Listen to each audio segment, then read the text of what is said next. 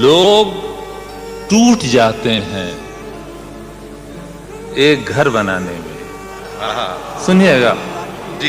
कि लोग टूट जाते हैं एक घर बनाने में, तुम तरस नहीं खाते बस्तियां जलाने में। क्या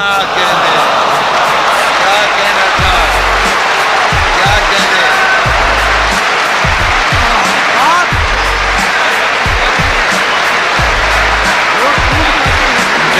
सुभान अल्लाह।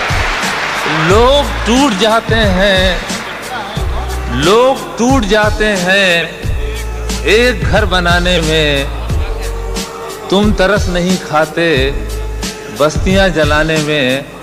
और खालिस हिंदुस्तान का यानी हमारा शेर सुनिए कि फाख्ता की मजबूरी ये भी कह नहीं सकती, फाख्ता की मजबूरी ये भी कह नहीं सकती, कौन सांप रखता है उसके आशियाने में।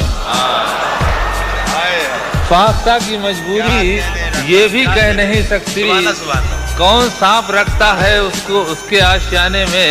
और हर धड़कते पत्थर को लोग दिल समझते हैं, हर धड़कते पत्थर को लोग दिल समझते हैं। उम्रें बीत जाती हैं दिल को दिल बनाने में।